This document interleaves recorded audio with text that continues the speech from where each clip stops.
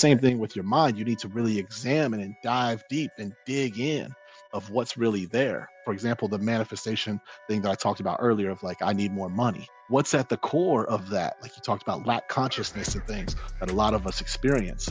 Well, the lack consciousness is at the root is your own value because your outer reality is going to reflect your inner reality. And so if your outer reality is reflecting to you a lack of value, then that's because in your inner reality, you lack self-value and self-worth.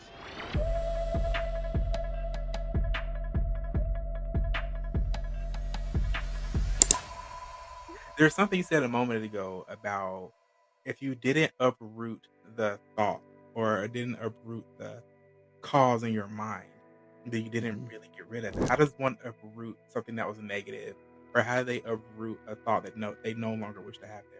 Yeah, well, you have to first identify the root. That's why I like to talk about the structure of the mind and wrote the book on it.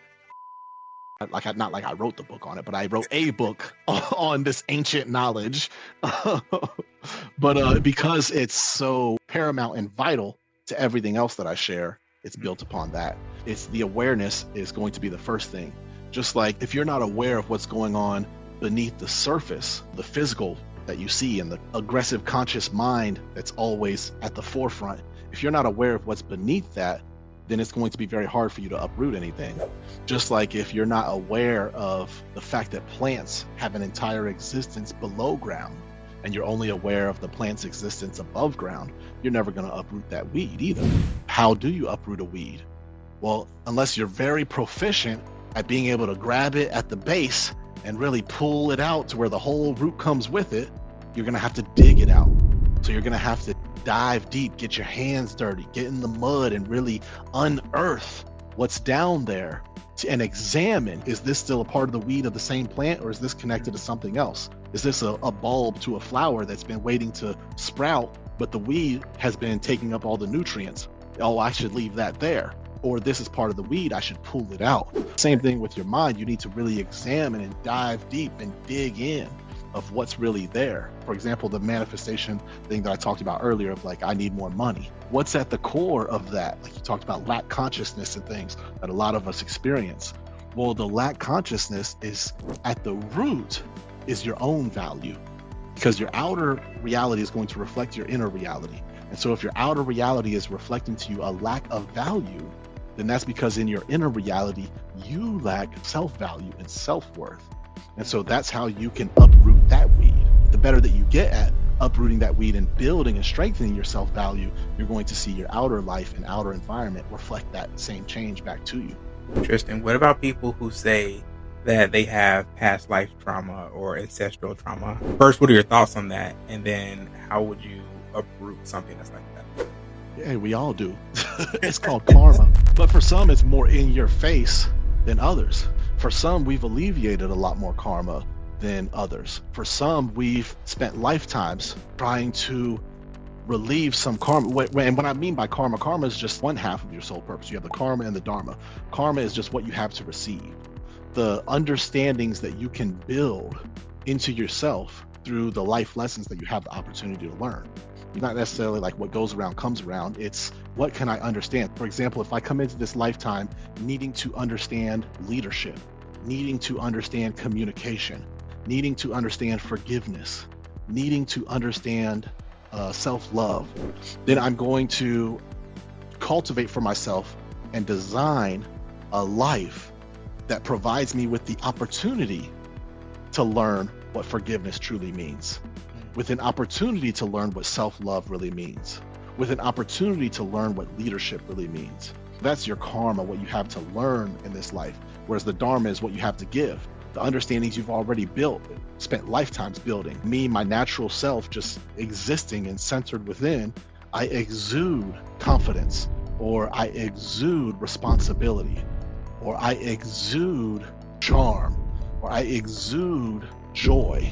People around me can learn from that just by being in my presence. All of us can kind of identify different things about ourselves.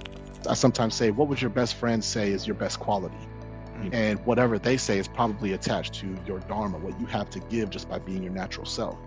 But the karma is what you have to receive, and that's what you're asking about.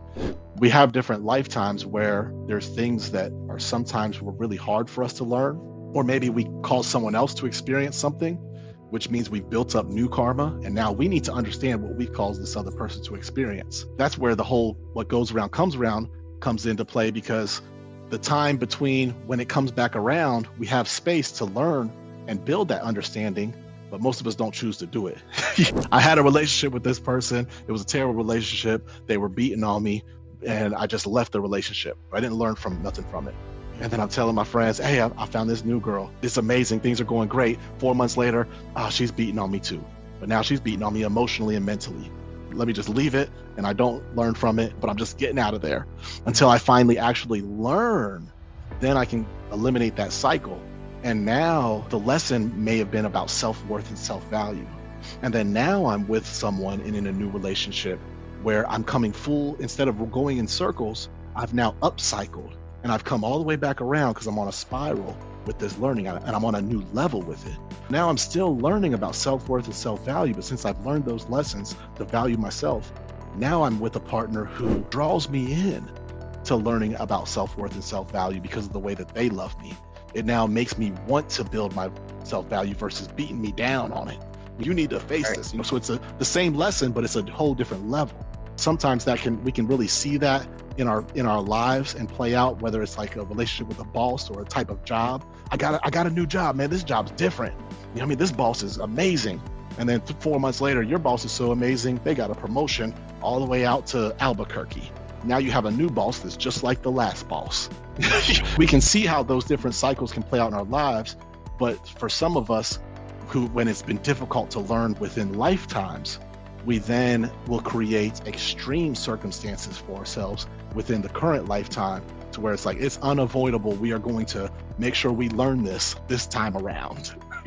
It's no longer wasting any time. We are going to be born into a circumstance that's going to make us face this. I heard recently someone talking about how the universe, God, however you want to call it, when there's a lesson that needs to be learned, you're going to get nudged, you're going to get nudged, you get nudged, then you're going to get pushed, thrown into the weeds. No, you need to learn that. Exactly. It's part of that blueprint. Like people talk about destiny and free will.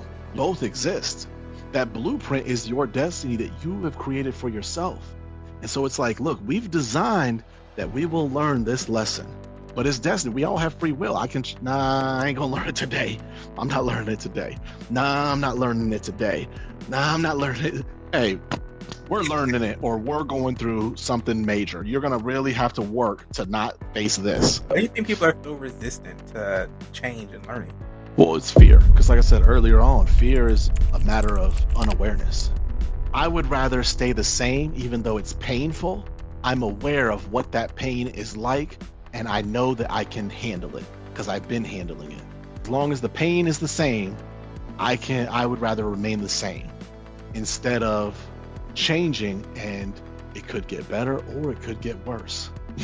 Each person is different, but for the most part, that's the main thing with most people is unawareness. They're unaware of what's on the other side. They're unaware of what life looks like being different. I'm in a whole different lifetime than I was 12, 13 years ago.